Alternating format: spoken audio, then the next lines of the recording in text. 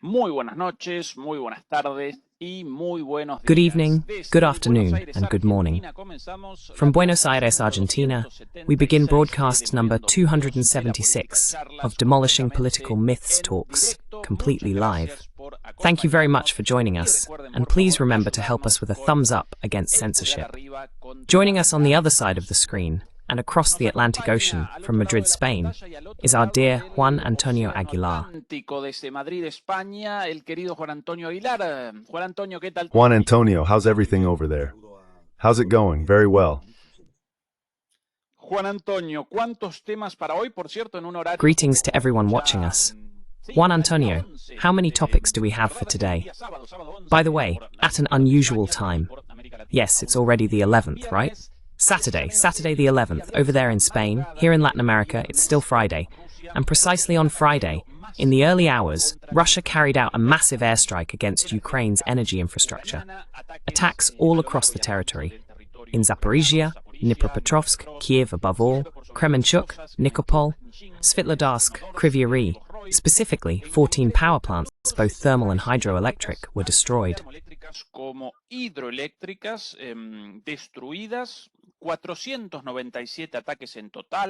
497 attacks in total.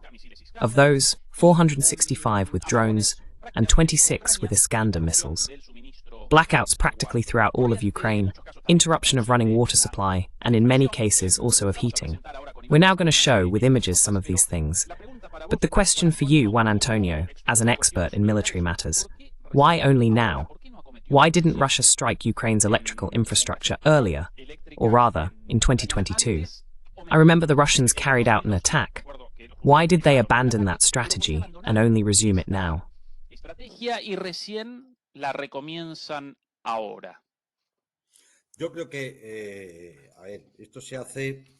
I think this is done when, like any military operation, you aim to achieve an objective. Perhaps we should ask the question, why hasn't it been done before? Maybe the answer is somewhat, how should I put it, Machiavellian. If you manage to defeat the enemy too quickly, there's some objective that will slip away from you. For example, the famous demilitarization, that is, when your concept of military doctrine is not about occupying territory or immediately reaching a political agreement, but about destroying the enemy's ability to keep fighting. You have to keep eliminating their military units, wearing down their army, and exhausting their industrial capacity to continue fighting.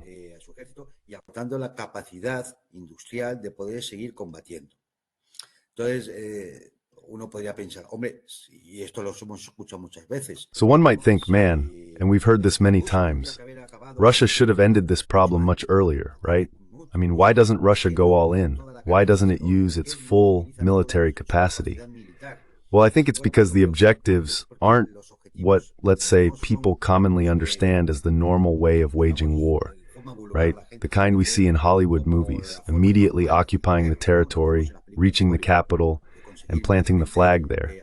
No, because in the end, depending on the objective you have, that wouldn't be achieved that way. This makes the war drag on. That doctrine of prolonged industrial warfare, of attrition, makes the war drag on.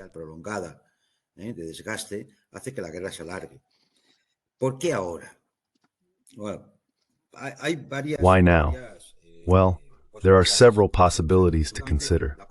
Surely the combination of these, and perhaps some I haven't thought of, has something to do with it. Because now the ability to hold the Kiev front is starting to weaken significantly, which means you can begin striking in search of a collapse point that allows for the preparation of deep offensives. But there are possibly also other factors. One of them is the bravado, the boasting of Zelensky and others in his circle, saying they're going to leave Moscow in the dark, that they're going to strike deep, that Russian leaders will have to hide in a bunker. So the response to that has been obvious. We'll launch an attack that leaves you in the dark. What does this indicate?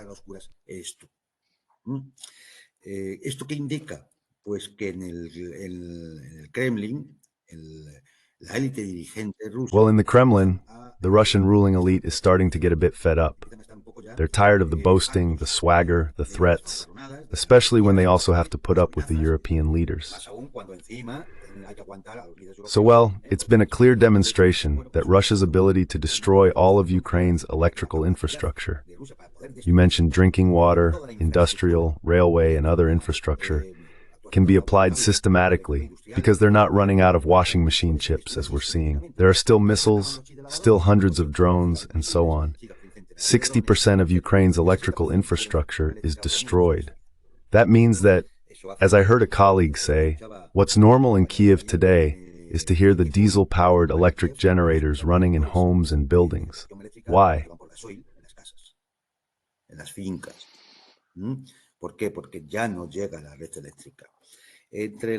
Because the power grid no longer reaches there.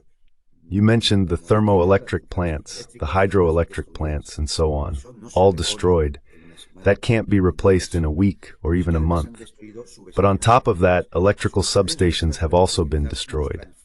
Electrical substations usually use extremely heavy and large transformers for maintaining the grid and transmitting electricity. These large transformers aren't something you can just buy on the market.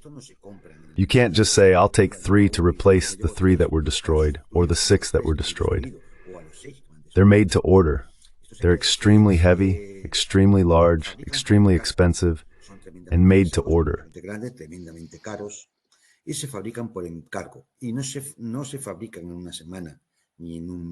And they can't be manufactured in a week or even a month. Replacing large transformers in electrical substations can take months, and we could even be talking about a year or two. So, the damage being done to the military infrastructure, to the Ukrainian military complex, is terrible. Because it's not just that you're paralyzing the Kiev metro or that people have to use diesel engines to generate electricity. It's that the factories themselves won't be able to operate. The electric-powered railways won't be able to run. And railways are essential for transporting those trains loaded with weapons, ammunition, and so on, close to the logistical deployment points.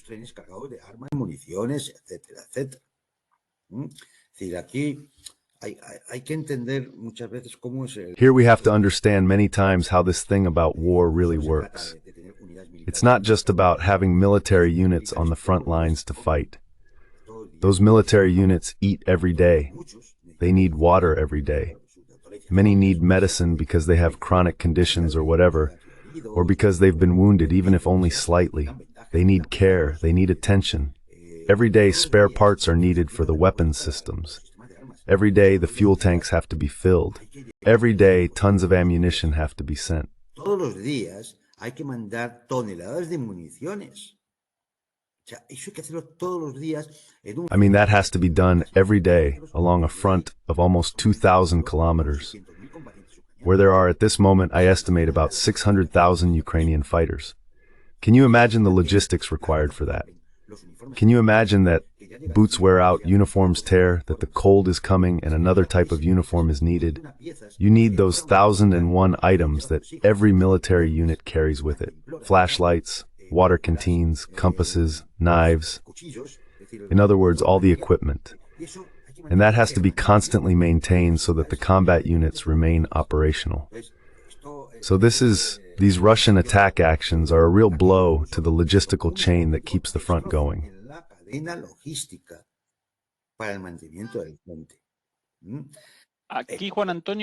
Here, Juan Antonio, just a second. Here are the images, perhaps the most spectacular of all. This is the one I was talking about. Ah, good, go ahead then. All right. For the past few days, we've been noticing a strange phenomenon in the Russian attacks. That is, something detonates, but not because it hits the ground. It detonates higher up, releasing a blue flash. I just saw it. Releasing a blue flash, and after that blue flash, total darkness. I've already noticed this in the last few days in 2 or 3 videos that have come in, and it's quite striking. The other day, Larry Johnson, the CIA analyst, mentioned a friend, whom he doesn't identify, of course, who's in Germany, a technician in these matters, and he said that his impression, as an expert and specialist in this kind of subject, is that the Russians are using some kind of plasma weapon. Ah, there's the ball. Algún tipo de arma de plasma A la pelota. que provoca It generates a plasma burst. It's an electromagnetic pulse weapon. It creates a plasma burst as if a gigantic lightning bolt had struck, and that causes the entire electrical system to go down. If you look closely, in recent days I think there's another video from Dnipropetrovsk where you can clearly see it. It's a video recorded from a car, and you can actually see how up in the sky that bluish burst appears, a bluish plasma burst, and immediately all the lights go out. The city's electricity just shuts down. That's what first caught my attention, you know. And then, seeing that Larry Johnson published it, not him, but what this expert from Germany told him, it's possible that when Putin, I think today at a press conference in Tajikistan, among many questions, mentioned precisely that they were already putting new weapons systems into operation. estaban poniendo ya en funcionamiento nuevos sistemas de armas. Que ya habían sido probados, etcétera, etcétera. Pues, They had been tested, etc., etc. Possibly what was tested was what we had seen. I don't know. That is, we'll have to wait to confirm it and get more data, even some characteristics of this type of weapon. But it really seems that way because it's the same as in this video you sent from Kiev.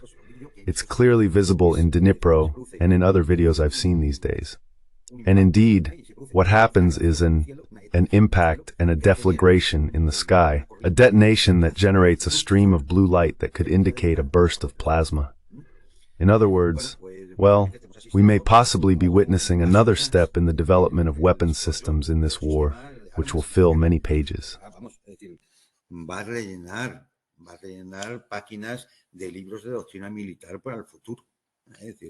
From military doctrine books for the future.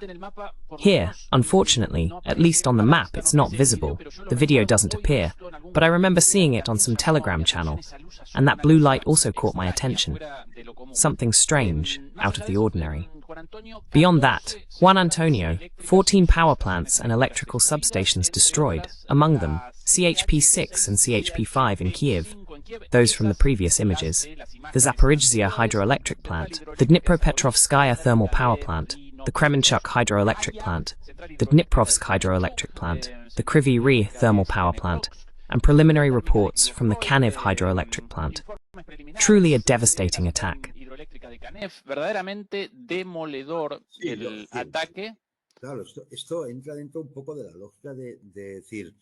Of course, this fits a bit into the logic of saying, let's take one more step now, precisely to prepare for the start of another phase of the war, right? The Russian command must be aware of the real situation of the Ukrainian units at the front. We've seen this because even those brigades that had a reservoir behind them were surrounded and did not surrender. They possibly suffered casualties, were taken prisoner, or fled in disarray. We're seeing how 2/3 of the city of Kupiansk is already under Russian control. En sus 2/3 partes ya está bajo control ruso.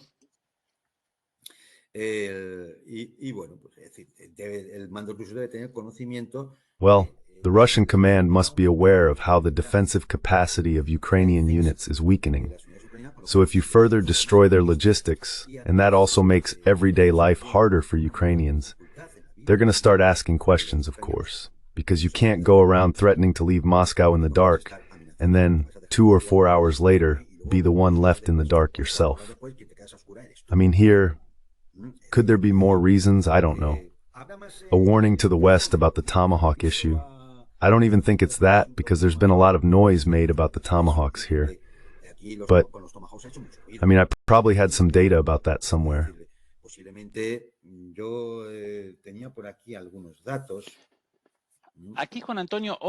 Here, Juan Antonio, another video of an attack with a strangely bluish light as well.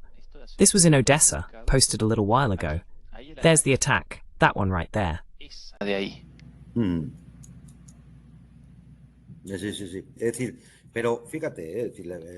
But look, the video I'm talking about, the one recorded from a car, is crystal clear. You can tell that's not a normal explosion. It's not like a missile fell and hit somewhere. You see a light, the flames rise first, and then the smoke appears. We're talking about something that I believe detonates in certain lower layers of the atmosphere, but in the air.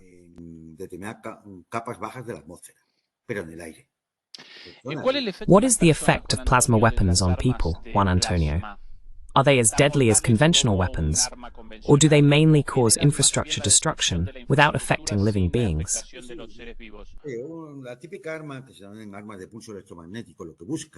The typical weapon known as an electromagnetic pulse weapon is really designed to create electrical tension. That is, an increase in electrical voltage. Now, if it were a nuclear weapon, we'd be talking about something in the range of 100,000 to 400,000 kilovolts.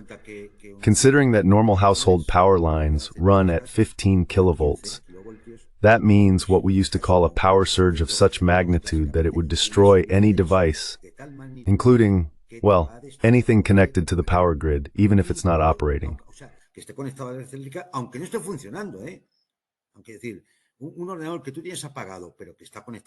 That is, a computer that you have turned off but connected to the network, even if it's off, will be destroyed because it travels through the cables. The field it creates is so powerful that it causes a power surge that destroys everything it encounters, because logically, those lines aren't designed for such voltages. Electromagnetic pulse weapons, well, that's the main reason. They detonate in certain layers of the atmosphere. That causes ionization of the air and a series of discharges that, let's say, release electrons, like in a lightning strike. A big flash, a bolt of lightning.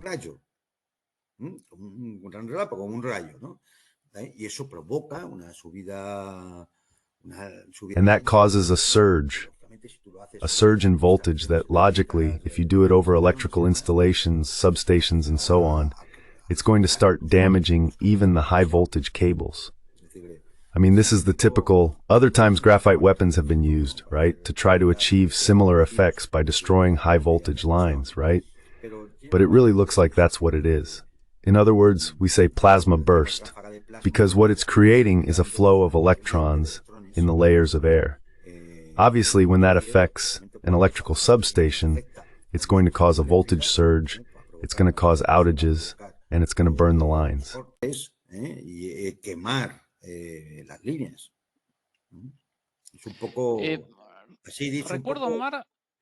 a bit... I might be remembering wrong. Juan Antonio, am I mistaken, or was the presentation of the Aryashnik, the debut of the Aryashnik, also in Dnipro? Yes. Or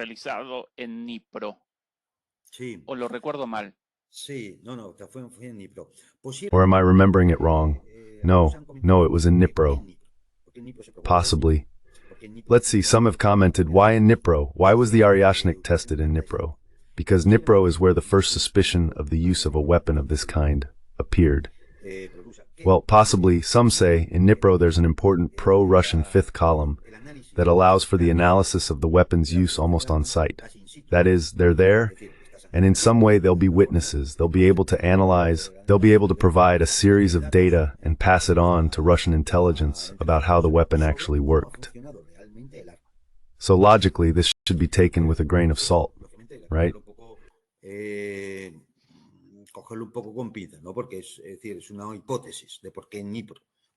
Because, I mean, it's a hypothesis about why Dnipro, because it wouldn't have... It's also true that Dnipro is a very industrial city. There were major industrial facilities there. In fact, the Oreston was tested against a first-class, gigantic industrial facility that was partly buried underground, precisely because it had been built during the Soviet era to withstand nuclear attacks. So, well, I mean, those could be the reasons. If you have important strategic targets there, and also a kind of fifth column that can collect on-site data on how the weapon actually performed, then you can transmit that data, and logically, just like the Oreston, it was a test launch.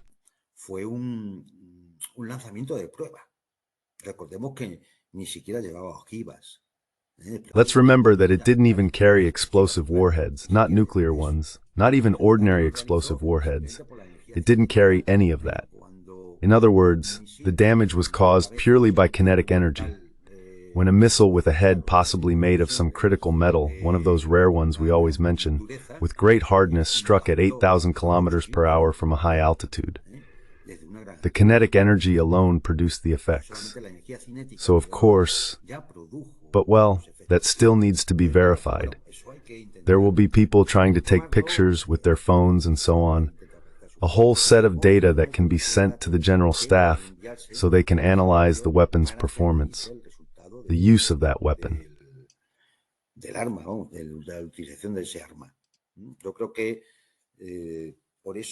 I think that's why Dnipro is a favorable target for the use of this kind of new weapon, the kind you want to test to see how it performs. Regarding the issue of the tomahawks and all that, right? I mean, of course, there's been a lot of talk, but let's see. Right now in the American arsenals, well, no, not in the American arsenals, the tomahawks currently being produced number around 4,000. Of those 4,000, about 13,500 are deployed or stored in the U.S. Navy's stockpiles because they're missiles launched from warships or submarines. Porque son misiles que se lanzan desde buques de guerra o submarinos. Porque es así como nace el Tomahawk, como un misil naval. Because that's how the Tomahawk was created, as a naval missile. The United Kingdom has 200 of them, also naval.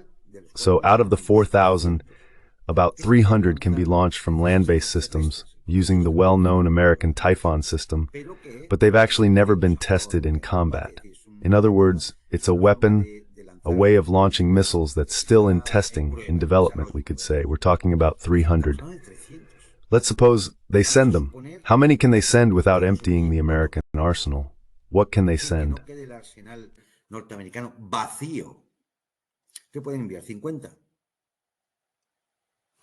Mejor de los casos, 50. 50? I remember the cases. 50? That's not going to change the course of the war in any way. Not at all. If we add to that the fact that the Tomahawk is a design from the late 1980s, from the last century, and that it's a missile that travels at about 800 kilometers per hour, very slow.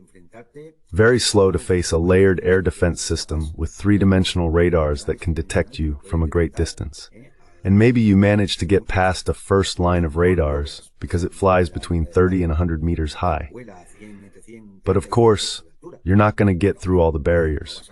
And since it's slow, it doesn't stand much of a chance against the Russian S-400 or S-500 air defense systems. No doubt about it, some will always hit. Qué duda cabe, siempre alguno impactará, pero es un cacharrito de 3 millones. But it's a little gadget worth $3 million, which logically includes the missile, the launcher, the associated systems, and everything that comes with having a missile launch unit of this kind. They are cruise missiles. It should also be said, for example, that the current production capacity of the American industry for this type of missile is about 20 or 30 per month. That is around 300 per year, just so we're clear. There's no way. If anyone thinks the Tomahawk is going to be the miracle weapon, as the Germans said at the end of World War II, the miracle weapon that was going to win the war, well, I think this is heading in the same direction. It's not going to achieve anything. But it's even more dangerous because it's a weapon that does have the capability to carry a nuclear warhead. Es un arma que sí tiene la posibilidad de llevar una cabeza nuclear. Con lo cual, ¿qué pueden hacer las fuerzas estratégicas rusas? So then, what can the Russian strategic forces do? And what if one of them carries a nuclear weapon? Then the Russian nuclear doctrine applies. Given the possibility that it could be loaded with a nuclear weapon, the doctrine applies. So I think it won't mean anything. In fact, it's quite possible that even if they're sent, they won't be used.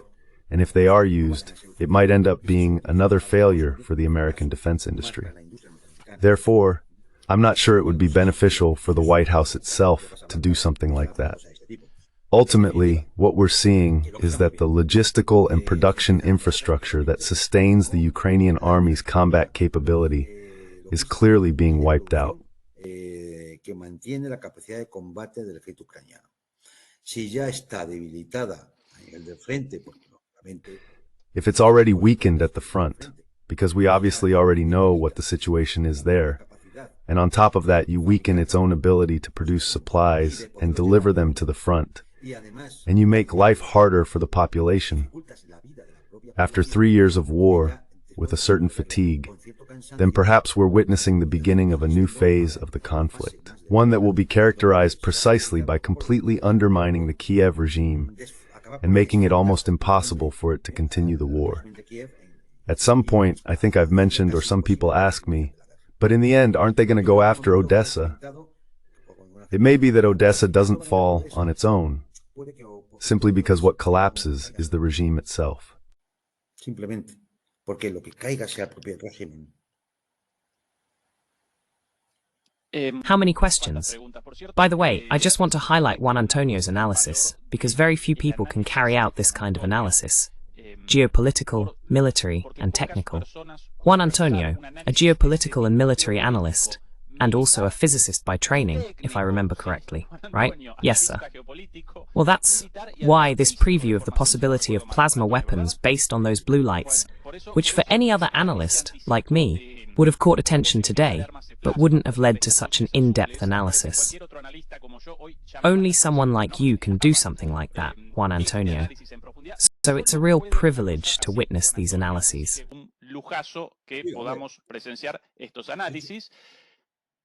Of course, the first time you see it, it catches your attention and you say, that's not normal, right? But we obviously have to thank this contact of Larry Johnson, who's also an expert on the subject, because he's the one who gives it value by saying, well, according to my information, this is what it is. And then it all makes sense. You go, my friend. Yes, yes, yes. And Putin's statements also noteworthy today.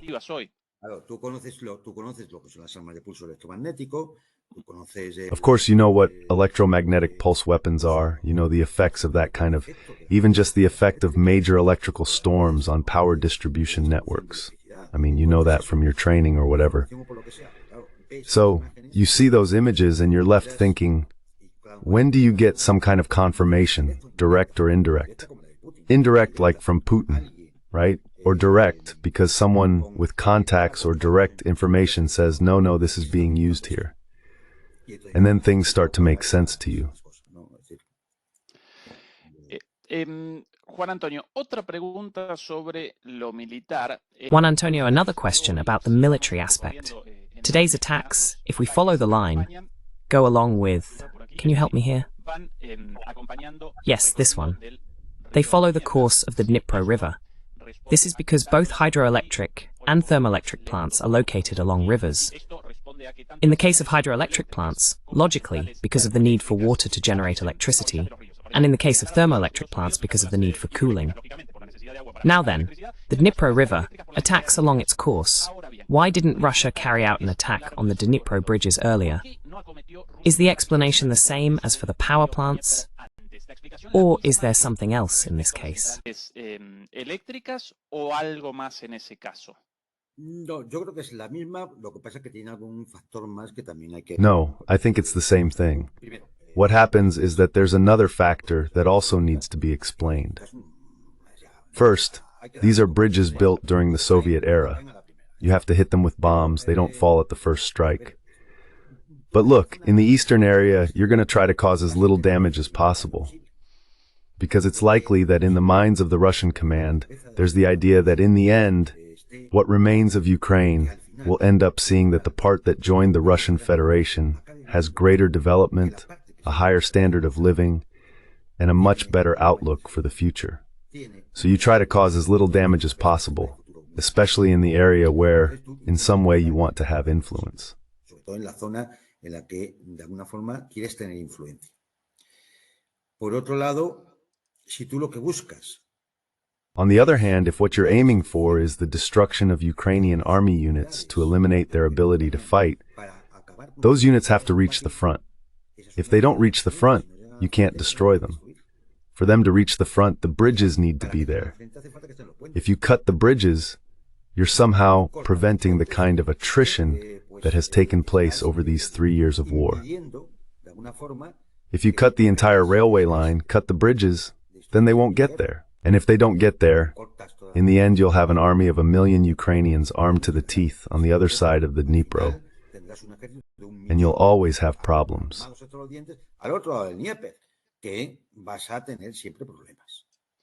Entonces, si tú vas a la derrota, en una guerra de desgaste. So if you're heading toward defeat in a prolonged war of attrition, you have to allow the enemy to reach the front so you can destroy them, so you can defeat them. That is, if you look at it from a human point of view, you might say, of course it's a war of destruction, it's terrible, but that's the doctrine of industrial warfare by attrition. That's how it is. It's not the doctrine of the airland battle that applies when the enemy happens to be a goat herder with nothing but a Kalashnikov. Here you're facing not only an army of 1 million men, but one armed by 50 countries. Armed by 50 countries. Armado por 50 países, los 50 famosos de Einstein. Es decir, te estás Einstein's 50 famous ones. That is, you're facing the greatest military machine, maybe not in all of history, because the German military machine in World War II was tremendous, right? But at least of the same kind, right? In other words, a tremendous military machine. So you have to be extremely cold when analyzing the strategy you're going to follow to finally exhaust that military machine's combat capacity. What would happen if tomorrow the Ukrainian front collapsed and a deep Russian offensive began? Well, possibly the Ukrainians themselves would have to blow up those bridges to stop the Russian advance.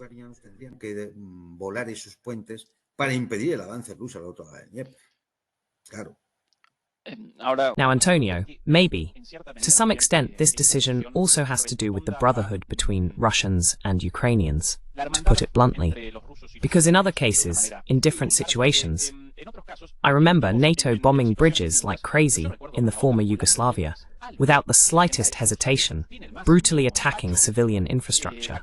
And while, well, the decision not to target the bridges must obviously be due to all the reasons you just mentioned, they could at least have decided to destroy some bridges to somehow channel the resupply of vehicles and troops through one route and not another, for example.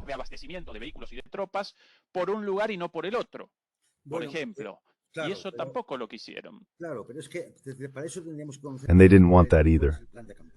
Of course, but for that we'd really need to know what the Russian campaign plan is. We don't know that, do we?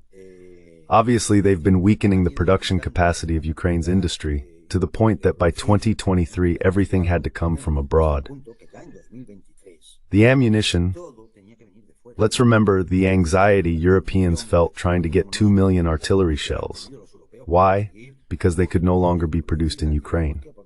So that was the first step. The second step, yes, it's true, they made those attempts to partially damage the electrical infrastructure to prevent factories from producing. But now I think the focus is more on continuously trying to cripple logistics.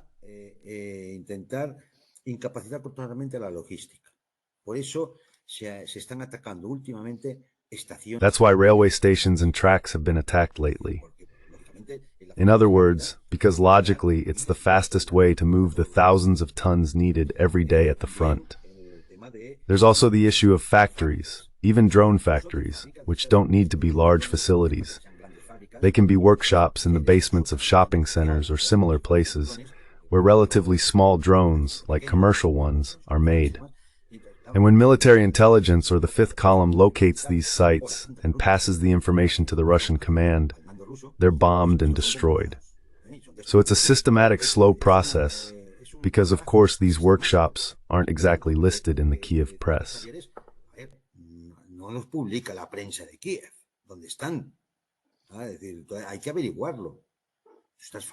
You have to find out. You're making drones, and you need to know where they're being built. And once you get that information, it becomes a target to destroy. That's not something done in a single day. It takes systematic work, sometimes slow, tedious work. You also have to make sure the information is reliable, because hey, launching an Iskander only for it to end up in a chicken coop, like that famous drone in Poland, makes no sense. I mean, these are always very expensive weapon systems to be losing. You have to be very sure.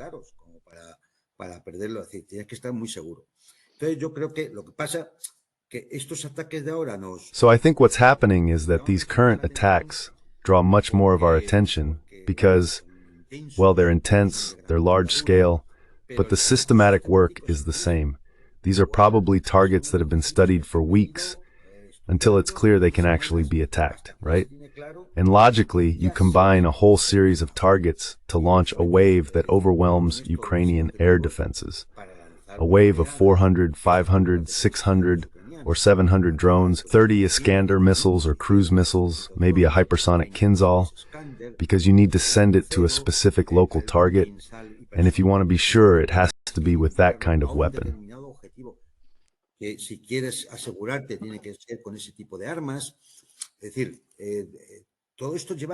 That is to say, all of this takes many hours of work by the General Staff's planning section before launching a barrage of this kind.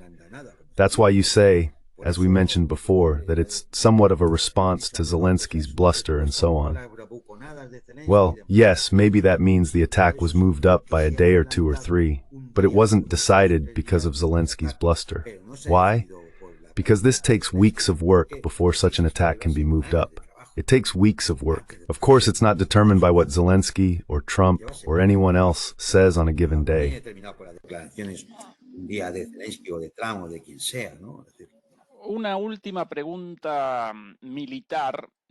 One last military question, as we present here the recorded attacks in Kharkiv. For me, there's also a strange detonation, although here it can indeed be heard in the background. By the way, whoa. Well, yes, apparently more than one, but also with a somewhat bluish hue.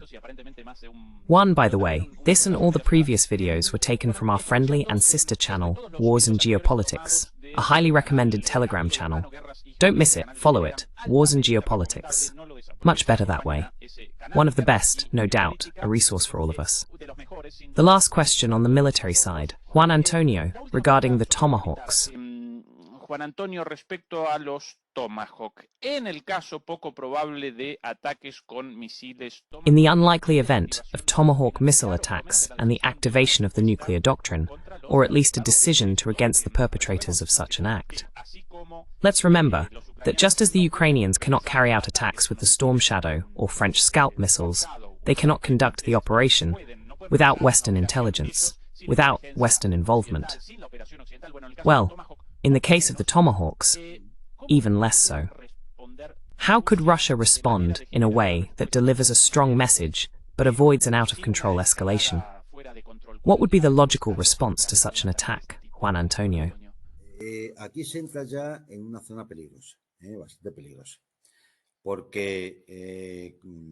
Here we're already entering a dangerous zone, quite a dangerous one, because how do you respond?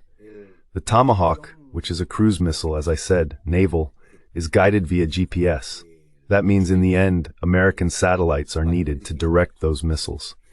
Obviously, the Americans are not going to give either Kiev or anyone else over there the codes to their satellites. Then, the Tomahawk has a system called TERCOM, which corrects its course using radar terrain contour matching.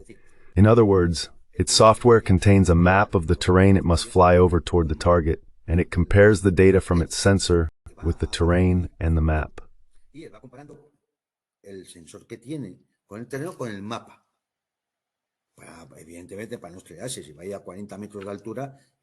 Obviously, to avoid crashing, if it's going to fly at 40 meters of altitude, imagine that's very low. Any object placed in its path that doesn't match what's on its terrain map, that's a problem, right? And then it has something called area correlation or digital scene matching. Basically, a camera takes images of the target and compares them with the ones stored in memory, probably a satellite image or one from a reconnaissance plane or drone. It compares them so the impact is precise. It's a precision weapon, okay? And it also allows the target to be changed while the missile is in the air.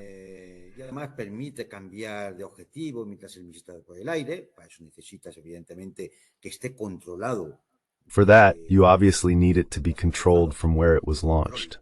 In other words, operational control lies with whoever is responsible for those missiles. In short, it has a series of features that make it, well, precise, an interesting weapon. But it's a weapon, mind you, that we're already saying was used in Iraq, in Afghanistan, and against Syria, but in none of those cases was it decisive. And today, a weapon that travels at 800 kilometers per hour, well, you can try to overwhelm the enemy's defenses, And indeed, if you've launched 10 tomahawks, one of them might manage to hit. Alguno es posible, alguno puede llegar a impactar, ¿no? Qué duda cabe. Pero No doubt about it. But its effectiveness will decrease as it's used, just like what happened with the HIMARS, the Storm Shadow, and the Scalp. That is, once the defense system already recognizes the missile's radar profile and its characteristics, you're expecting it. And of course, that information is stored in the actual memory of the air defense system computers. So when you see similar profiles, the whole system is immediately activated to intercept it.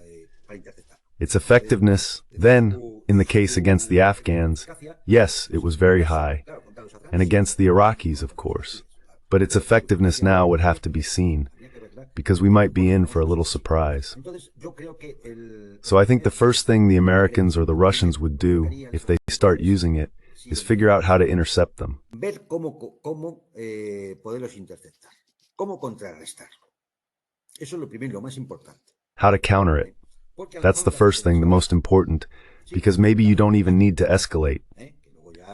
Yes, you'll take a few hits, which you'll later repay many times over, but maybe you'll end up neutralizing them, like what happens with the Storm Shadow or the HIMARS, and maybe it's not even worth escalating. You'll keep advancing. In other words, the war will keep moving forward.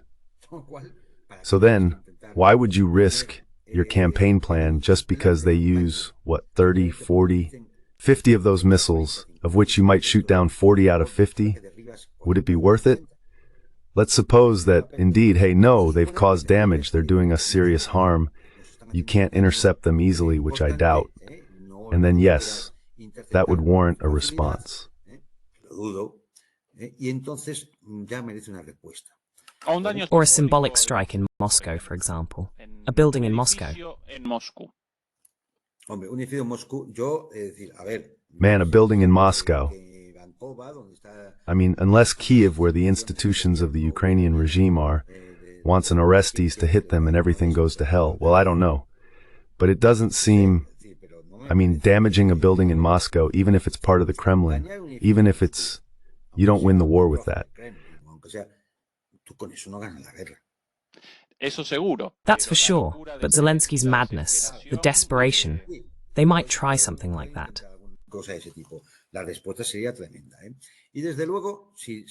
The response would be tremendous. And of course, if the Russian command were to actually observe that there was significant damage requiring a response, they would apply the doctrine, in this case the pre-nuclear one, of nuclear pre-deterrence. They would likely try to intercept those missiles from their launch point and along their logistical route. And perhaps, if that logistical route passes through a known base in Poland, near the Ukrainian border, we might see an attack there. And then no one should be shocked, because that's how far we Westerners have taken responsibility for the escalation of the war.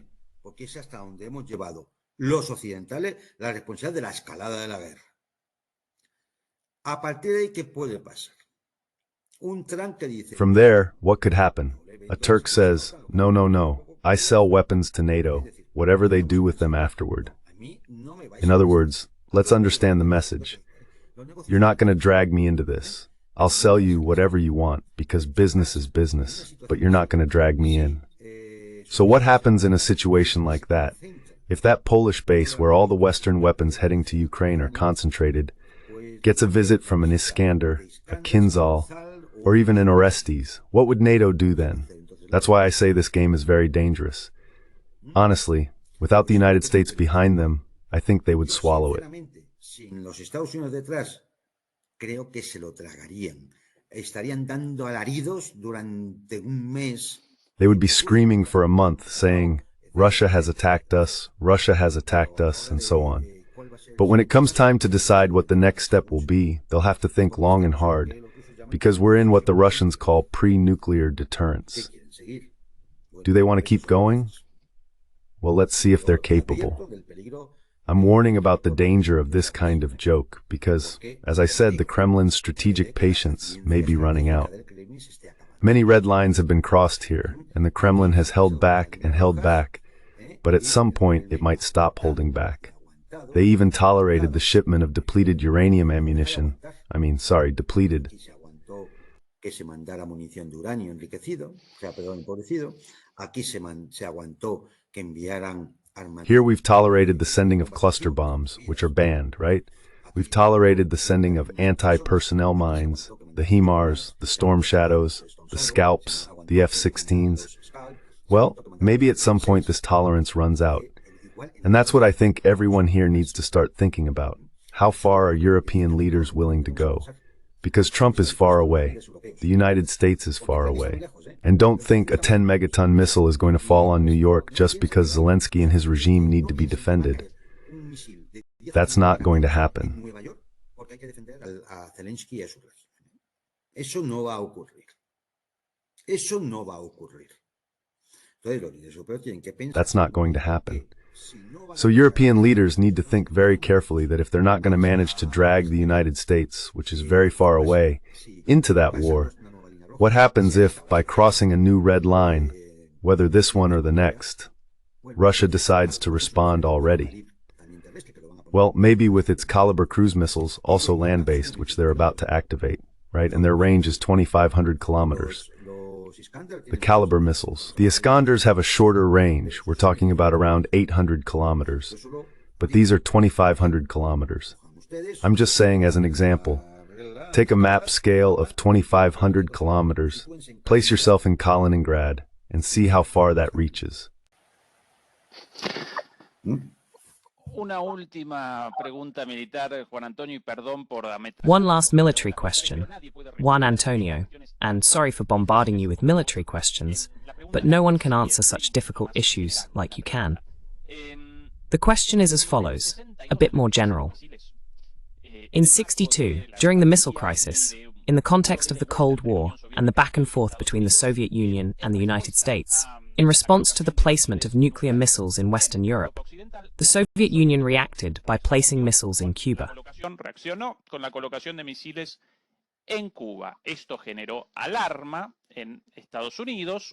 This caused alarm in the United States, a very, very dangerous situation, on the brink of a direct confrontation between the United States and the Soviet Union at the time. But intelligent, rational leaders decided to reach an agreement. Well, the Soviet missiles left Cuba, and the United States, if I remember correctly, withdrew its nuclear weapons from Turkey and Italy, if I remember correctly as well.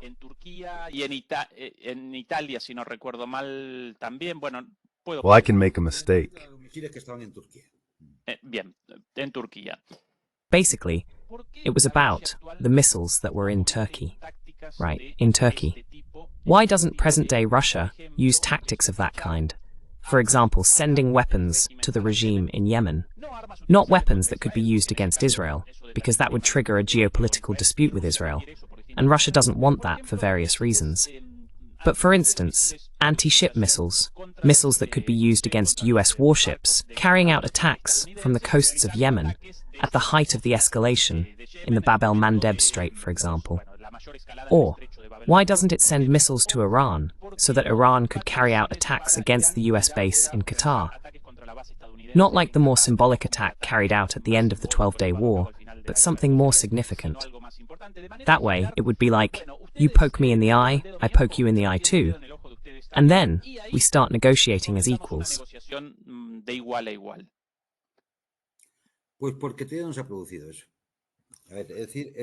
Well, because that hasn't happened yet. I mean, I think the calculation should be as follows. There's a lot of talk about the Tomahawks, right? But in practical terms, you can send Tomahawks to Ukraine in the quantity we've mentioned. I don't think they can send more than a few dozen. Think about it, since they produce around 300 a year, they'd have to double or triple production. Because it seems it took them 3 years to replace the ones used against Iraq. In just one night's attack on Syria, 60 were launched. That's 3 months of production. So we could recall another type of missile, like the Taz anti-air missiles, used by Israel, requested by the United States to stop Iranian missiles.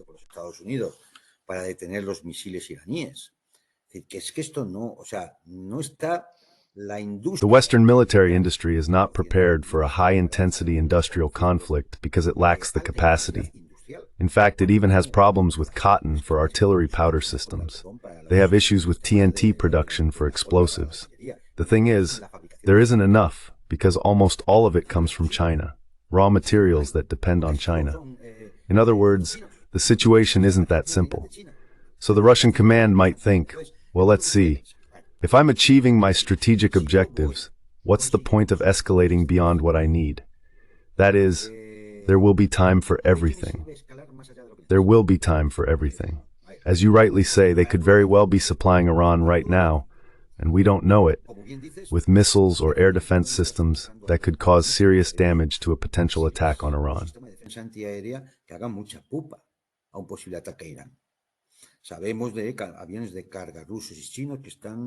We know about Russian and Chinese cargo planes that are constantly arriving in Iran. Some of that material might end up in Yemen. They're not going to tell us either, because there's really nothing to report yet, since nothing has happened. Back in '62, though, American nuclear missiles were indeed in Turkey and aimed at Soviet targets. But now they're not there. Operationally, they're not. And besides, everyone knows the Americans would have to operate them. It would be a direct attack. Putting missiles in Cuba right now might not even make sense. When I read this week that they were looking for a Russian submarine, the entire NATO couldn't find it.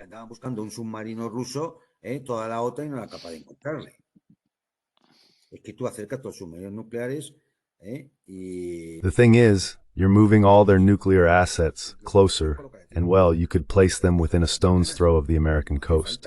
There's no need for that.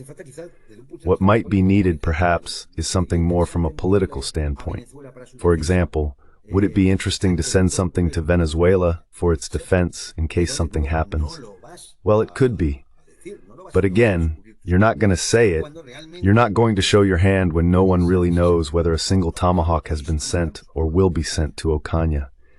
In other words, it's a matter of controlling time, the momentum. If such an event occurs, then I'm convinced that in the face of such an event, the plan already exists. The Russian General Staff's plan for how to respond. That's not something you improvise overnight. No se improvisa de la noche a la mañana. Es decir, desde el mismo momento que pudieron presumir. From the very moment it could be assumed, sensed, or even mentioned that, at a certain point, the United States might supply Tomahawk missiles to Kiev. From that moment on, the General Staff began drafting plans for that situation.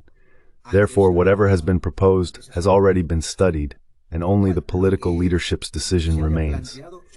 The response has already been determined.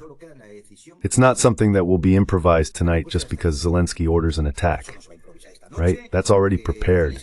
And this is where, of course, political leaders bear enormous responsibility, because no one has access to the Russian General Staff's plans. So everyone must be very careful about what they're doing. Todos deben tener mucho cuidado con lo que se está haciendo. No sea que esta vez. Lest this time for real, not like when it was the Scalp or the Storm Shadow, or when, that this time there really is a more definitive Russian response, that they say, oh, where are those missiles? In Poland? On which base? And then what? So tell me, does that mean NATO is going to do what? Well, what will it do? What will it do? Launch a retaliatory strike, like invoking Article 5, launch a retaliatory strike. And you know what the response to that would be? The retaliation for that strike would quite possibly be Russia alone, with its allies, against all of NATO. Maybe that's exactly what NATO knows could happen, that the response might involve tactical nuclear weapons. Que sería una respuesta con armas nucleares tácticas. Y a partir de ahí. And from there, anything can happen. To sum up, they're going to get there, they're going to get there. Look, I always hope there will be rational actors. I don't think so. Because I repeat, really, does anyone think that in a final escalation, a 10 kiloton, 15 kiloton, or 50 kiloton weapon is going to fall on Paris to defend Zelensky? Are the French willing to take that risk, or the Spanish, or the Germans? Are they willing to take that risk? The population, to take that risk. They have to follow the directives of leaders who have managed to sink the continent into misery, into filth, into absolute, I don't know, confusion, thinking that it's actually necessary to go to such a war.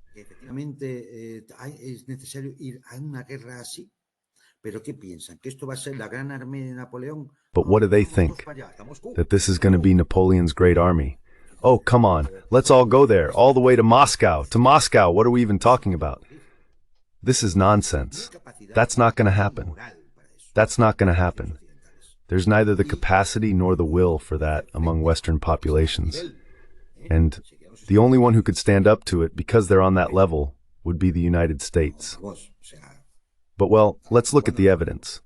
Lots of talk about the tomahawks. Tell me, how many ultimatums have we heard since Trump got to the White House?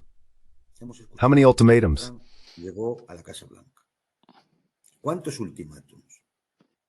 And the famous 2 weeks, Juan Antonio, right? In 2 weeks. In 2 weeks. A month. That's something I can't quite define, and now, and I've been quoted a lot, I'm going to impose 500% tariffs. In the end, reality prevails. Honestly, are we all going to start launching atomic weapons left and right just to defend something that, deep down, if people were well informed, they'd know is indefensible? Like the claims of the Kiev regime, and what it has done to its country, and what it has done to its people, and what it has done to the populations in eastern Ukraine.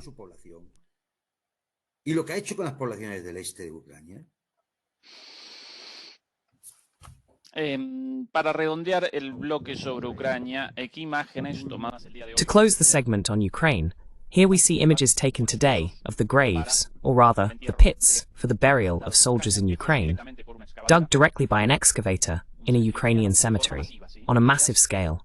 Rows of dozens, hundreds, thousands of soldiers. Pits for the dead. Obviously, it's very difficult to estimate the casualties, but do you have any idea, Juan Antonio, of the number of Ukrainian dead at this point? La cantidad de muertos ucranianos en este momento.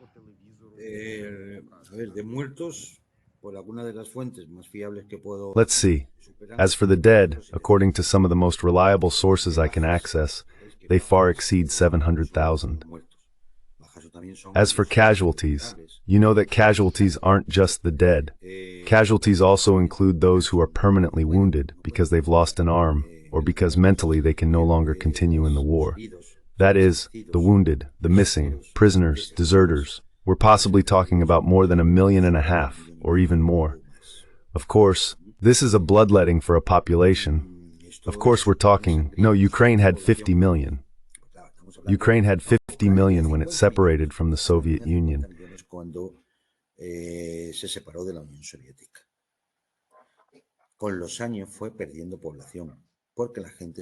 Over the years it lost population because people were leaving, because something everyone knew before February 2022.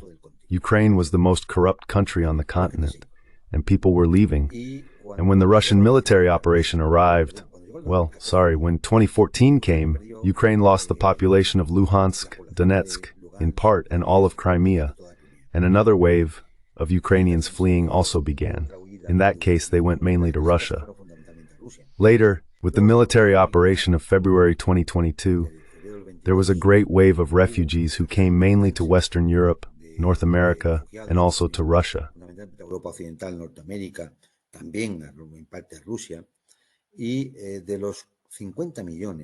And from the initial 50 million, it kept decreasing until it ended up at, about 30 million. About 30 million, okay? Those 30 million, at this point, some have been added. In Russia, Kherson, they've been incorporated into territories controlled by Russia. Some are still leaving Ukraine. For example, young people between 20 and 25 years old. In just 1 week, 150,000 left, okay? And we're possibly talking about, more than 1.5 million casualties, right? In short, demographically, Ukraine might now have around 25, what's left? 25 million or less, maybe around 22 million. This is, a disaster of cosmic proportions, right?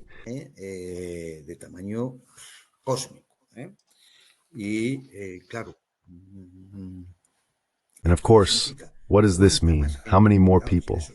If out of those 20, 22, 23 million, you take away those over 60 or 65 years old, well, to go to the front, if you also take away those under 25, who still haven't been mobilized, and you remove the population needed for infrastructure, for the functioning of state services, like, I don't know, the medical system, for example, or education, what's left that can actually be mobilized?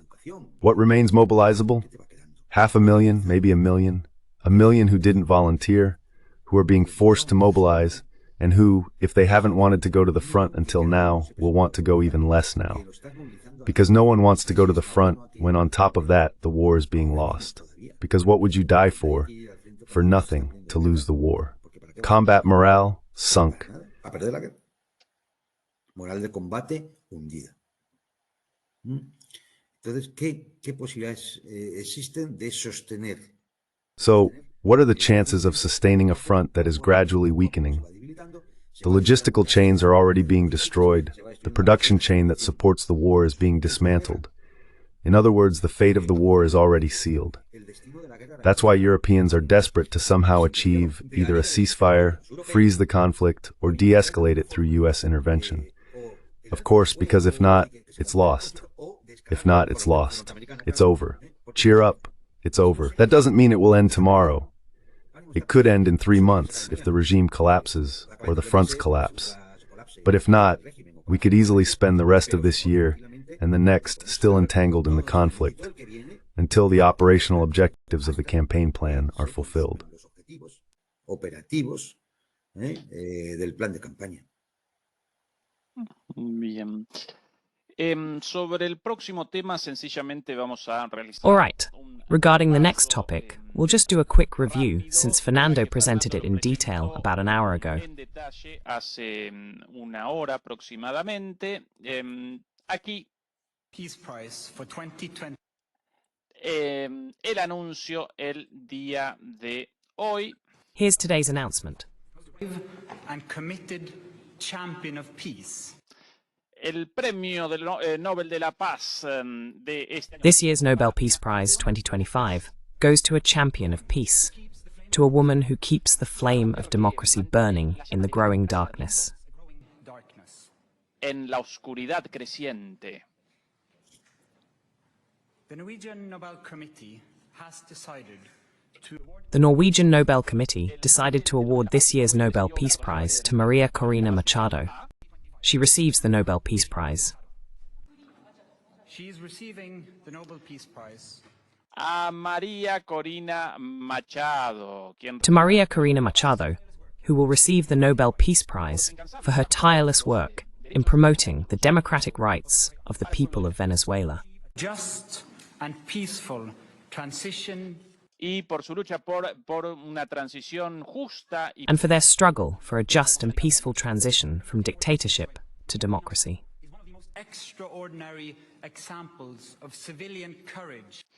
como una de las As one of the leaders of the democratic opposition in Venezuela, she is one of the best examples of civic courage. de coraje civil In Latin America in recent times. en América. In Latin America in recent times. I was once deeply divided. Machado ha sido una Machado has been a key figure in uniting a political opposition that was at one time deeply divided. profundamente dividida. An opposition that found common ground A demand calling for a representative government and free democratic elections. our shared willingness Va, no puedo más, Fernando. No puedo más. I can't take it anymore, Juan Antonio. ¡Qué asco! I can't take it anymore. How disgusting, how shameful, what a disgrace, for God's sake. Juan Antonio, your analysis, please.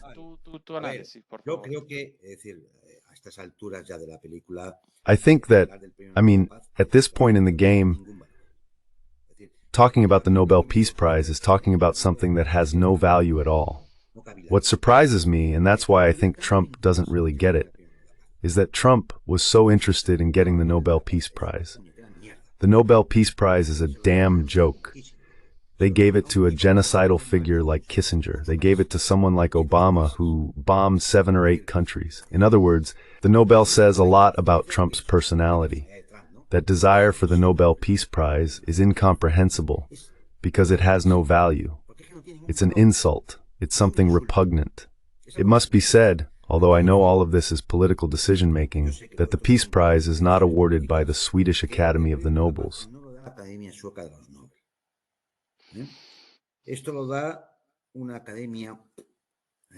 This is awarded by a Norwegian academy that, well, keeps covering itself in glory year after year. Keeps covering itself in glory. I mean, I think really what I would advise anyone watching us is to say that the Nobel Peace Prize has no value. It has no value. It's usually given to criminals, many of them. It has no value. Real warmongers. In fact, it would have been ridiculous if they had given it to Trump for his 8 wars. Because if you look, and I was looking this afternoon at the supposed 8 wars Trump has paid for, it's a joke. In reality, there aren't any. But well, those are the realities of an eccentric character, right? Like Trump. And you say, well, we already know him, don't we? It's something between humor and tragedy, almost comical.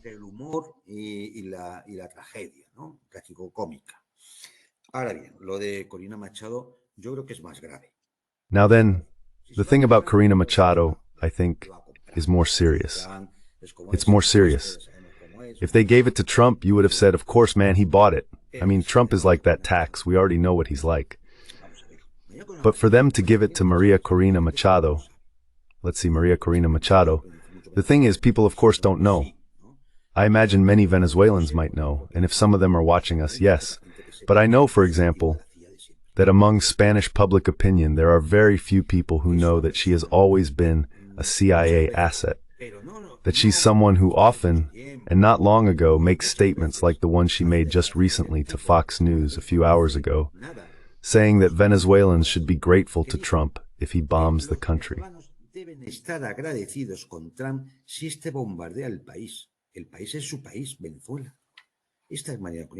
The country is her country, Venezuela. This is Maria Corina Machado. This figure, this Nobel Peace Prize, I mean, she followed in the footsteps of that Guaido when they also set up an intervention with mercenaries, the Gedeon Plan, paid for, of course, by the United States, with mercenaries from an American private military company, which they didn't even pay. These are the kinds of things that make you say it's the typical shabbiness of the Venezuelan opposition. The thing I always say, no matter how much one can criticize the Chavista regime, is that the worst part is the Venezuelan opposition, without a doubt. And on top of that, they're not united. That's another lie the Norwegians tell us. How the hell could they be united? Hey, there are parties that have run in the elections. To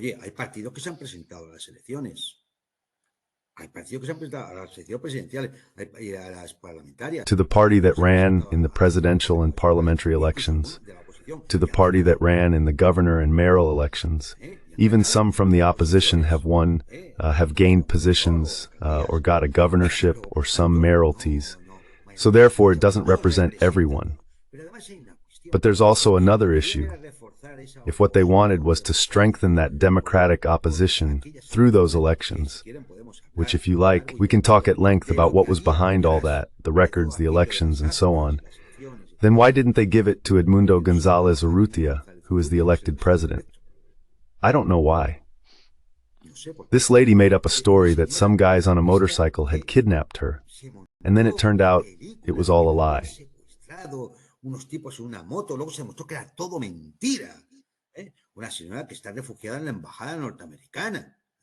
A lady who is taking refuge in the U.S. Embassy. No, she's not hiding. She's taking refuge in the U.S. Embassy. A lady who dared to write to Netanyahu to ask for the protection and support of the Zionist state for the Venezuelan opposition's cause. A lady who has already told Netanyahu in Milei style that when she governs, of course, she would support Israel and would move Venezuela's embassy in the Zionist entity to Jerusalem.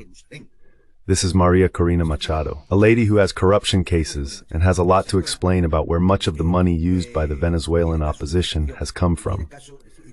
A lady, in other words, who has been seen relying, just like in the exile community, for example, on members of the Venezuelan opposition, such as Leopoldo López, who is taking refuge in Spain. Shameless. Be very careful.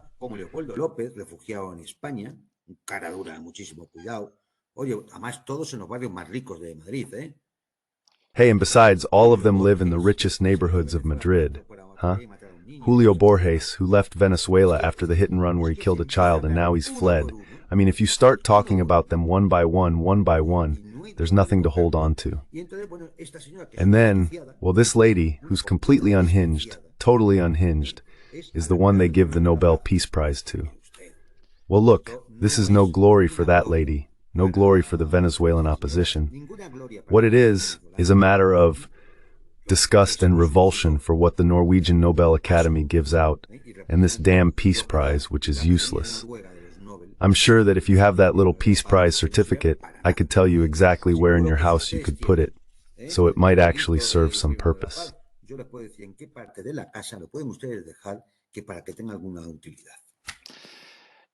Solo para redondear este bloque, Juan Antonio. Just to wrap up this segment, Juan Antonio, this representative of democracy, supported the coup d'etat against Chavez in 2001, when at that time no one in the world described Chavez as undemocratic. Far from it. It was a textbook coup, with the armed forces involved.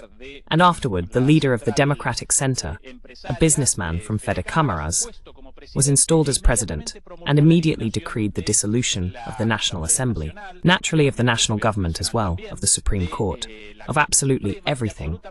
He, the president of Fedecámaras, and of course also of Opus Dei, Carmona at the time. This lady supported him, supported the oil strike. Later she took part in all the guarimbas, in all the attempts at destabilization, at overthrowing Chavez and Maduro.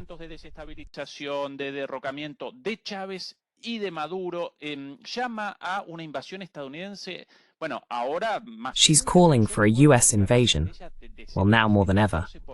But I remember her statements from at least 2014, calling for a US attack on Venezuela, against her own people. A good part of the Venezuelan opposition rejected her as unhinged, and now this lady is being placed at the threshold of democracy as a Nobel Peace Prize winner. Truly vomitive, a disgrace to the Nobel, and to a large extent, a disgrace to all Norwegians. Surely many of them will reject it, but still, is this the decision of your country's Nobel Committee?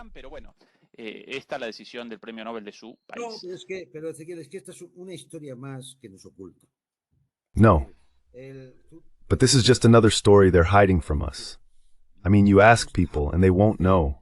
It's not something they're aware of. They've been sold some little tale, I don't know, in favor of Maduro, right?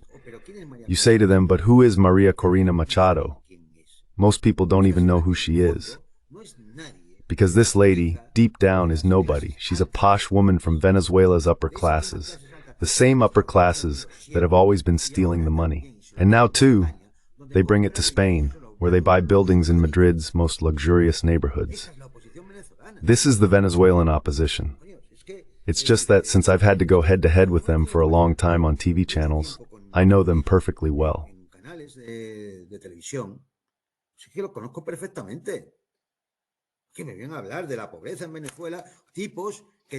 They come to talk to me about poverty in Venezuela. People who had a 15-meter-long Mercedes yacht parked outside the TV station. With what money? What do all these people live on in Spain? Really, what do all these people live on in Spain? And well, in the end, Guaido went to the United States. Many others are also in Florida. Many others came to Spain. And well, they found this unhinged woman, this crazy one. They found her to be there doing, I don't know, a movie or something. Because if you watch videos of her, you realize this person needs treatment. She needs treatment. Well, they just make things up. She has a way of speaking that's somewhere between mystical and deranged. Tiene una forma de hablar entre mística y enloquecida, de mirada, with a vacant look. Maybe it's that she sees the world in a way that, of course, you look at it and say, no, that's not how it is. Well, she sees it that way. Why? Because she has schizoid traits. She has schizoid traits. And this lady gets the Nobel Peace Prize. Well, fine. Let her make the most of it. Hopefully she finds a good doctor. And, well, as for Norway, what can I tell you? That's why I started by saying, seeing this really, Donald, I mean, do you care that much about this prize? I don't know, sing a couple of songs and get a Grammy. That's worth more than the Nobel Peace Prize. Go to Eurovision one day, win, and that's it. it's worth more than the Nobel Peace Prize. It's an insult. The Nobel Peace Prize is an insult.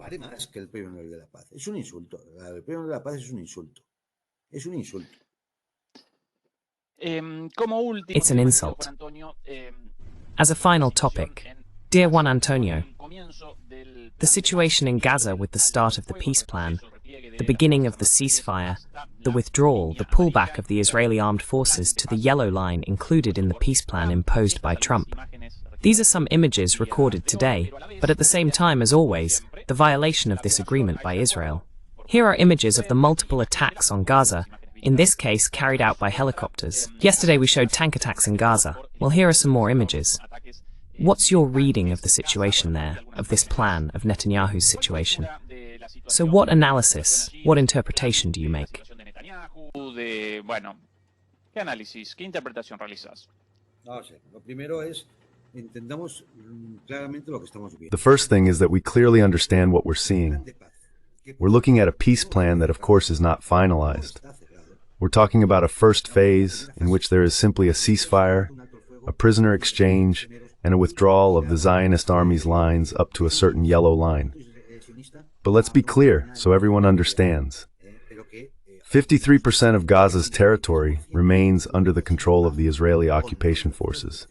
They are not withdrawing from Gaza. They are not withdrawing from Gaza. Don't let them lie to you. They are pulling back to a demarcation line that has been established and that occupies 53% of the Gaza Strip. So, the Gazan population, the Palestinians, have to move again toward their areas, which represent, well, 47% of the territory. Okay, that's something we need to keep in mind. Ahí el mapa a la vista. There's the map in plain view. You can see the yellow line. That yellow line marks, in principle, how far the Zionist forces are going to withdraw. Okay? And inside, in a little less than half of what is the territory of Gaza, is where the Gazans will have to concentrate. Okay? There's one good thing. Well, if we can stop them from continuing to bomb and massacre civilians and kill children, then look, we've achieved something, even if only temporarily. Why temporarily? Because I really doubt that Israel will respect the plan. Even if that messes up the American intentions, which are to make a nice little deal, not for the United States, but for Trump, his family, and his buddies. No los Estados Unidos, sino Trump, su familia y sus amigotes. Trump, su familia, Jared Kushner, el yerno. Trump, his family, Jared Kushner, the son-in-law, and his buddies, Steve Wyckoff, are the ones who have, along with Tony Blair, the London meeting, and with the petromonarchies, that is, Qatar, Saudi Arabia, and the rest, the ones who are thinking about making the big deal, in which possibly what's left of the Palestinians in Gaza will become cheap labor, and these people will carry out a real estate speculation scheme, plain and simple. Because that's the plan, that's the peace plan.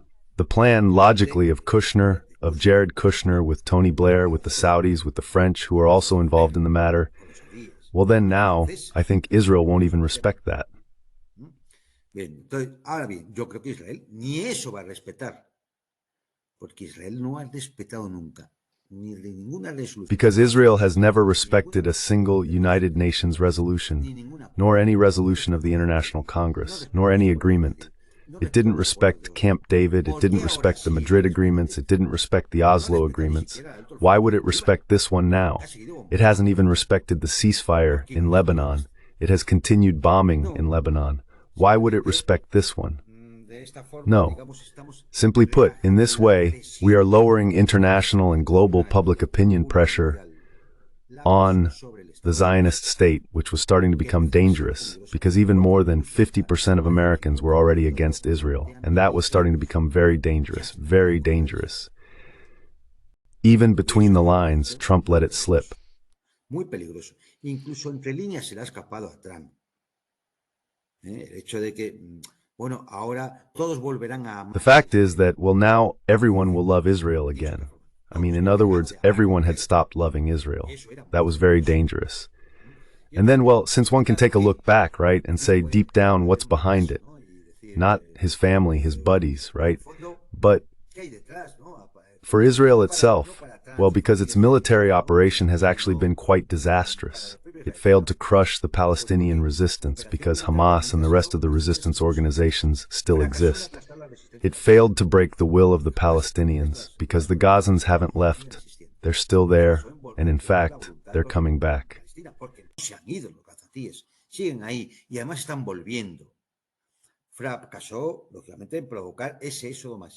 It failed, logically, to provoke that massive exodus, to expel them from Gaza forever and annex the territory. It failed to recolonize Gaza. It failed to annex the West Bank. Now Trump says he hasn't allowed the West Bank to be annexed. So then, well, what are the achievements? It achieved what? A genocide broadcast to the entire world, global condemnation, accountability that will have to take place before the International Criminal Court, diplomatic isolation, the collapse of the entire lifelong Zionist victimist narrative. In other words, that's what it has achieved. Well, it's nothing to celebrate, is it? La cosa no es para tirar cohetes, ¿eh? No es ninguna victoria de Israel, no es ninguna victoria. It's not a victory for Israel, it's not a victory for the United States, and it's not even going to be the end of the war. Because I'm very much afraid that once the hostages on both sides are freed, since there are also hostages on the other side, women and children have been detained. That is, once all of that is resolved, something will happen so that the Zionist entity can continue with its plans. Even if that bothers Trump because he cares about honoring it, since his personal future and that of his crew are what's at stake here, and therefore he's going to care very little.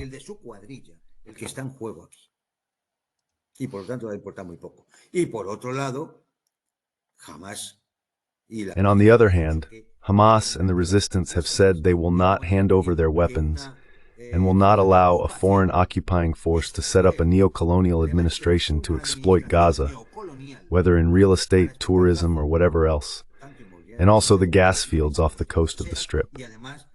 So I'm very much afraid, and I hope I'm wrong, but this will once again be just a pause in that, as Trump called it, 3,000-year war. Because that man just makes things up. I mean, that so-called 3,000-year war.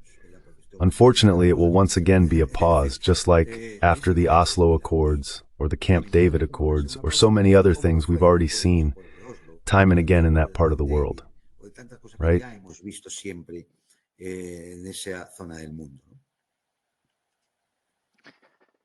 Bien. Well, just at the end, I just want to mention two things. By the way, 3,300 demolishers connected, and 20,100 likes, more than 1,000 likes pending. Please, demolishers, help us fight censorship. The thumbs up, the subscription, the comments, all the... well, sharing, above all, spreading this. That's your job. We make a huge effort here for these critical analyses, with many personal consequences for us. Please help us spread this. As Alberto Iturralde says, against NATO, hit subscribe, hit the bell. The button against NATO and against imperialism. Just the mention of this, in Peru, the removal of Dina Boluarte. These are the images, at the time, live, with Boluarte's speech interrupted on the news for the swearing-in or appointment of her replacement, whose name I can't recall now, one of the parliamentarians from the right-wing bloc, the Conservative bloc, in Parliament. The 8th president in the past few years, removed for incapacity, for manifest incapacity, one of the features of the Peruvian constitution that validates this possibility.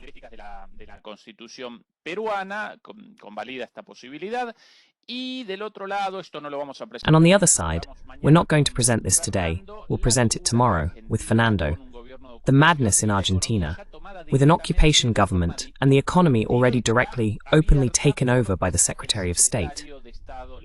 The Argentine economy, the command of the Argentine economy, openly taken over by Scott Bessant, intervening in Argentina's foreign exchange market to support Milei, and therefore to support one of their few allies in the region, with the open declaration that we only help Milei because we want China out of Argentina and Latin America, and because, naturally, they also want the natural resources. This is the internal situation. Pay attention to this pitiful, pitiful spectacle between Why doesn't this dear video start right here? ¿Por qué no comienza este querido video por aquí? No, ahora. Pero. Now, but how strange. We're going to present this dispute in a different way. Very strange. It's the first time since we started using this platform that a video doesn't appear on screen. Well, due to a loading issue. We'll present it through a little tab. 1 second, just a sec.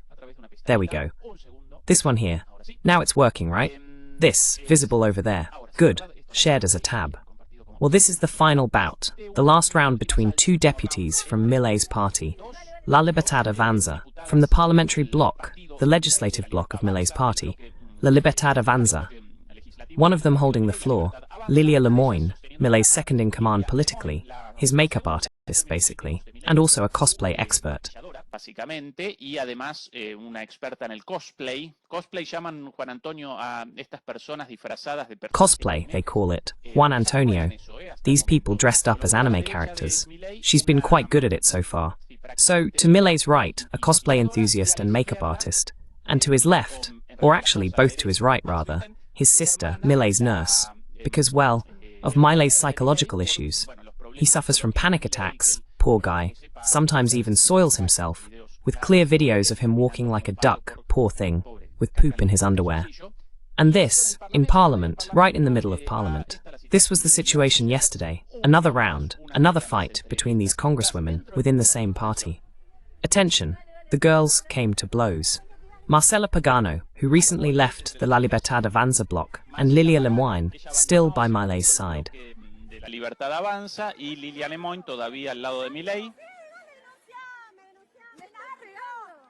The drug trafficking accusation, because the main candidate for the October elections from La Libertad Avanza, Milei's party. This is a soap opera, but a cheap one, honey. Well, the main candidate had to yesterday drop out of the race after it was revealed, proven by the US justice system, that Fred Machado, a drug trafficker from the Sinaloa cartel, honey, these girls, a trafficker from the Sinaloa cartel, had made transfers to this man's personal account for more than $200,000. This is the main candidate, a proven member of narco-politics. He finally had to withdraw his candidacy, but since the elections can't even change the ballots anymore, and meanwhile, these girls still there. Never a narco, you hit me on camera. Well, this is the level, Juan Antonio. This is the level. Well, that's it, because this is sad. Bueno, hasta ahí porque esto es re triste. I don't know what all those who applauded Milei's arrival must be saying now. I mean, it turns out that after a few months he's had to go to Washington to ask for $20 billion because otherwise everything collapses. I mean, the whole building collapses. The whole building collapses. But then what has this guy done? Where are all those people who said, wow, Milei's growth, wow, he's controlled inflation? Of course, if you don't pay, if you don't fund social services, your economic figures will obviously look better. But now, of course, there's nothing. There's nothing. So what path is left? I don't know. You say you've shown some very unfortunate images, but I think anyone who wants to say, hey, what's the essence of Milei's regime? Because it's a deranged regime. It's not a matter of democracy or not, it's simply a matter of mental illness. You just need to play any of the musical themes he used in his recent rally. Aquí, Juan Antonio, dedicado. Here, Juan Antonio, dedicated. On the right, the other one helping with the backing vocals is Lilia Lemoyne, the one from the recent fight. Also, well, afterward they presented Milei's book called Economic Miracle. Well, before long, a currency run, the collapse of the economy, total disaster. Una corrida cambiaria, el colapso de la economía, el desastre total. Pero por otro lado, esto gracias. But, on the other hand, there's also a clear warning from the US administration. Let's call it what it is, the democratic cleanup of this whole matter. Those $20 billion are conditional on Milei winning the upcoming parliamentary elections, which are, I think, happening now. Yes, this weekend, if I remember correctly, or the next one. Yes, now at the end of October. That is to say, if Peronism wins, there won't be $20 billion. No. This man, well, he's managed to bring Argentina to this situation. Where's the gold that was sent to London? ¿Dónde está el oro que envió a Londres? Sí. Antes de esto, además, otros 20.000 millones Before this, moreover, another 20 billion were loaned by the IMF to sustain this unsustainable regime. And before that, Juan Antonio, the 50 billion loaned by the IMF to Macri, according to the US representative at the fund at the time, Claver Carone, a Cuban dissident, loaned to Macri during the 2019 re-election campaign by Trump's first administration. Even so, a decadent defeat. But that basically mortgaged the future of Argentinians, because out of the 55 billion promised, 45 billion were delivered, plus another 20 billion more. Now, in theory, another 20 billion on top of that. I agree with you, they're not going to settle this in any way. But even so, the current debt is completely unpayable, and all of it was done deliberately, for political control over Argentina, its natural resources, and because they also want bases in Tierra del Fuego.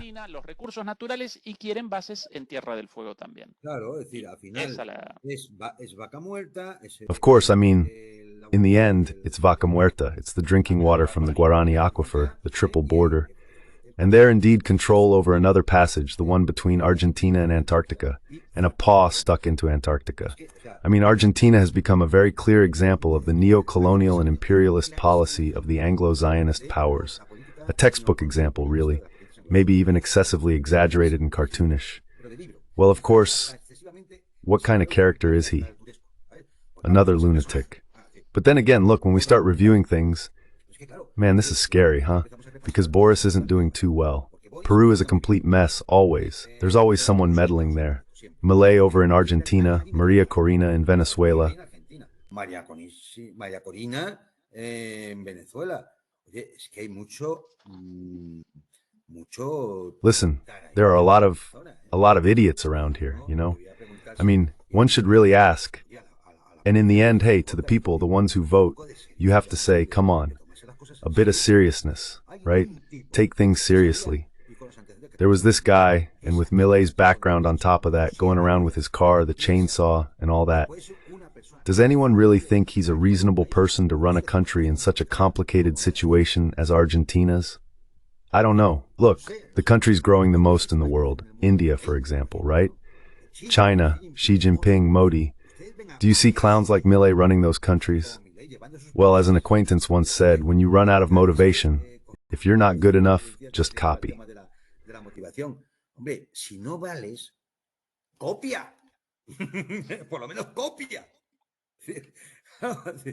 At least copy. Hey, let's see, how does Xi Jinping do this? Okay, I'm going to copy him. Don't invent. Copy. If you're not a genius, what can we do?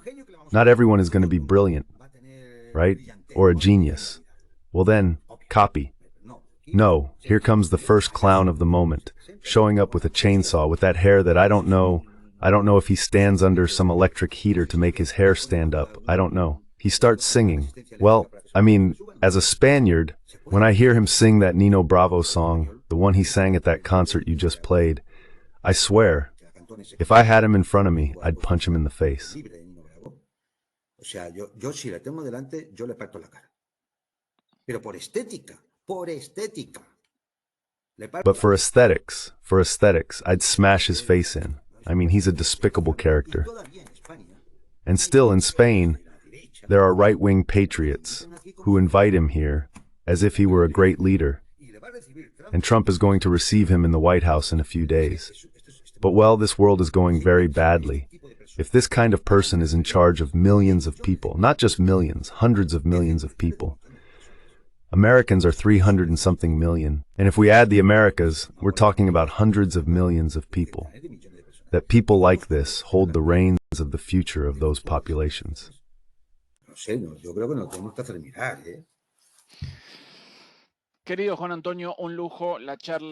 I don't know. I think we need to take a good look at ourselves. Dear Juan Antonio, what a pleasure this evening's talk was. It's night time here too, it's 9 o'clock. And over there in Spain, it's 1 or 2 in the morning. Whew, my goodness. Demolishers, thank you so much for joining us. Demolishers, bye-bye. Demoledores y demoledoras, chau, chau. Hasta pronto.